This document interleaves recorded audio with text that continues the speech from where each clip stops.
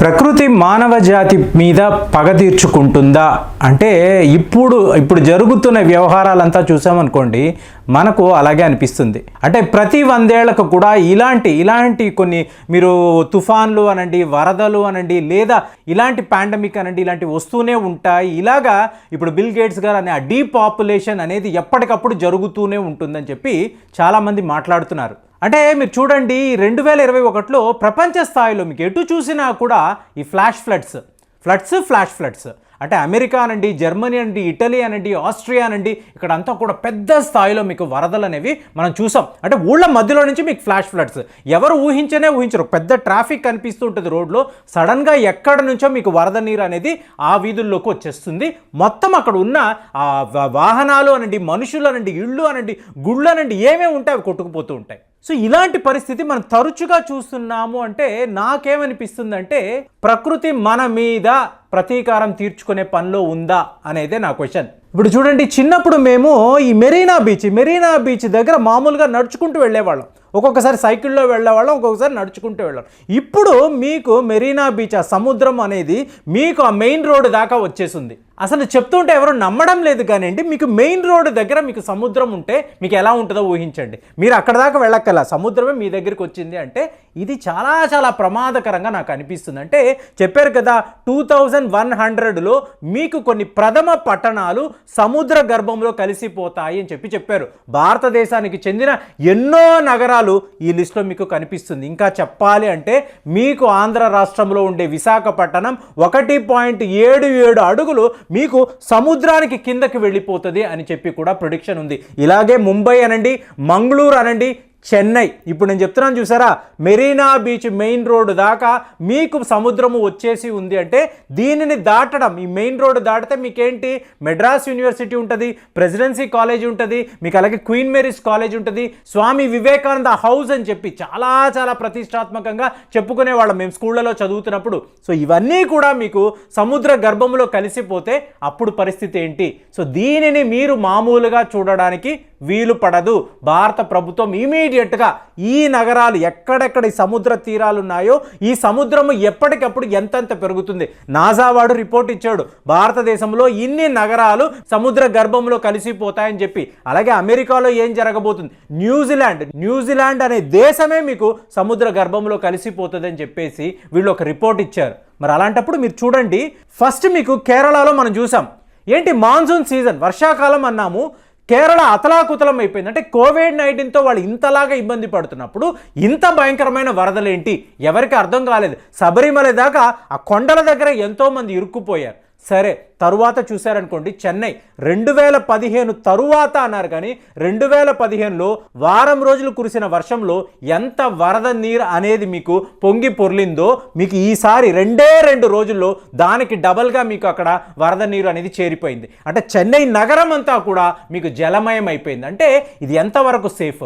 వర్షాలు వచ్చాయి, వరద నీరు వచ్చింది, వెళ్ళిపోయింది, మళ్ళీ మనం మామూలు జీవితంలోనే ఉంటాము అనుకుంటే చాలా పెద్ద పొరపాటు. ఇప్పుడు మమ్మల్ని చూడండి, మేము ఆశ్రమం దగ్గరికి వెళ్ళాలని అనుకున్నాం. సో అనుకున్నప్పుడు మీకు ఏమైపోయింది, పాండిచ్చేరికి 300 కిలోమీటర్ల దూరంలో ఇంకొక వాయుగుండం ఉందండి అని అన్నారు. సడన్ గా ఈ వాయుగుండం ఏమైంది, చెన్నైని వదిలేసి నేరుగా ఆంధ్రప్రదేశ్ అన్నప్పుడు ఎక్కడ, తిరుపతి. గత 30 ఏళ్లలో ఎప్పుడూ కూడా ఇలాంటి వర్షాలను తిరుపతి చూసిందే లేదు. ఇప్పుడు ఘాట్ నెంబర్ 1 దగ్గర అక్కగార్ల గుడి ఉంది, అక్కగార్ల గుడి మొత్తం ఆ గోడ కూలిపోయింది. ఇక మీకు ఘాట్ నెంబర్ 2 దగ్గరికి వచ్చేటప్పటికి 10 లొకేషన్లో మీకు ఎన్నో గోడలు అనండి, అక్కడ నిర్మాణాలు అనండి, దగ్గర 4 కోట్ల రూపాయలండి, 4 కోట్ల రూపాయలు మీకు వర్త్ ఆఫ్ ఆస్తులు అనేవి మీకు పూర్తిగా నష్టపోయారు అని చెప్పేసి మీకు తిరుమల మీకు అధికారులు చెప్తున్నారంటే ఏ స్థాయిలో చెప్తున్నారు కదా, 30 ఏళ్లలో ఇలాంటి వర్షాలు ఎప్పుడూ కూడా తిరుపతి చూసిందే లేదు. అంటే కపిల తీర్థం చుట్టూరుతో ఉండే నిర్మాణాలన్నీ పోయండి, 70 లక్షల రూపాయల నష్టం అని చెప్పి మీకు టీటీడీ వాళ్ళు చెప్తున్నారు. అంటే మీకు ఇంతవరకు చరిత్రలో తిరుపతి చరిత్రలో ఇలాంటి వర్షాలు ఎప్పుడు చూడలేదు. ఊరికే వస్తుందా, ఊరికే ఇలాంటి వరదలు వస్తాయా, ఊరికే ఇలాంటి వర్షాలు వస్తాయంటే నాకు చాలా పెద్ద డౌట్. ఎందుకంటే ప్రథమ నగరాల గురించే మనం ఇలా మాట్లాడుతున్నామంటే ఇలాంటి చిన్న చిన్న ఊళ్ళు, ఈ టౌన్లు ఏమైపోతాయి అంటే ప్రకృతి ఆ విలయ తాండవం ముందు ఈ నగరాలు, ఈ టౌన్లు అన్నీ కూడా మీకు పూర్తిగా జలమయమైపోతాయా, జల సమాధులు అయిపోతాయా, ఇవి నేను ఆలోచించే విషయం. సో ఇప్పుడు చాలామంది అడుగుతున్నారు, సార్ దీనికి ప్రథమ కారణం ఏమిటి అంటే ఆటోమేటిక్గా అందరూ ఇప్పటివరకు వీళ్ళు మాట్లాడుకున్నారు. మోదీ గారు మీకు ఏకంగా ఇటలీ వెళ్ళి అక్కడ కూడా ఈ కాన్ఫరెన్స్లో అంటే ఏంటి, క్లైమేట్ చేంజ్ అన్నాం, గ్లోబల్ వార్మింగ్ అన్నాం, 2070 నాటికి భారతదేశము మీకు టోటల్గా ఈ పొల్యూషన్ ఫ్రీ దేశంగా మేము తీర్చిదిద్దబోతున్నాం అని చెప్పి మోదీ గారు అక్కడ చెప్పేసి వచ్చున్నారు. ప్రపంచం అంతా కూడా ప్లెడ్జ్ చేశారు, అవును మేము ఈ గ్లోబల్ వార్మింగ్ని ఏదో ఒక విధంగా అంటే ఇందులో నుంచి సమస్య నుంచి బయటపడతామని చెప్పి వీళ్ళు చెప్పారు.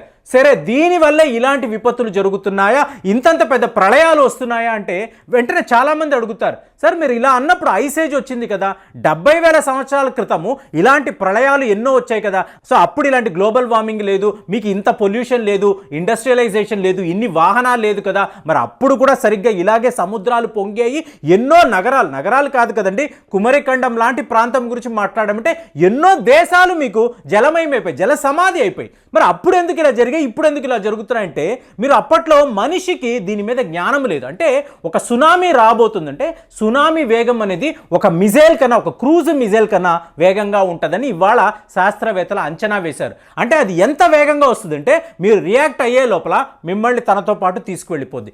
ఇలాగ ఎన్నో దేశాలు, నగరాలు, మీకు టౌన్లు అనండి, గ్రామాలు అనండి ఇలా కొట్టుకుపోయి, అంటే కొన్ని లక్షల మంది ప్రజలు ఈ మహాప్రళయంలో కొట్టుకుపోయారు. కానీ ఇవాళ మనకు ఒక కాన్షియస్నెస్ ఉంది, మనకు ఒక జ్ఞానం ఉంది. మనం శాటిలైట్ ద్వారా ఎక్కడ ఎలాంటి సునామీ రాబోతుంది, ఎలాంటి ప్రళయం రాబోతుంది, ఎక్కడ ఎలాంటి తుఫాను రాబోతుంది, ఇవన్నీ కూడా మనం గమనించగలం. సో గమనించినప్పుడు కూడా మనము ఈ లోగట్టు ప్రాంతాల్లో ఉండడం లేదా ఇలాగా ఇప్పుడు చూడండి, రైల్వే ట్రాక్ విజయవాడ నుంచి నెల్లూరు వరకు టోటల్గా రైల్వే ట్రాక్ అనేది ఆ వ్యవస్థ అనేది పోయింది, అసలు పట్టాలని కొట్టుకుపోయాయి నీళ్లలో. మరి దీన్ని వీళ్ళు ఎందుకు రెక్టిఫై చేయలేకపోతున్నారు అంటే లోగట్టు ప్రాంతాలలో ఈ వరద నీరు ఇంతలా రాబోతుందంటే మొత్తం అక్కడ ఊరు మునిగిపోతుంది కదా.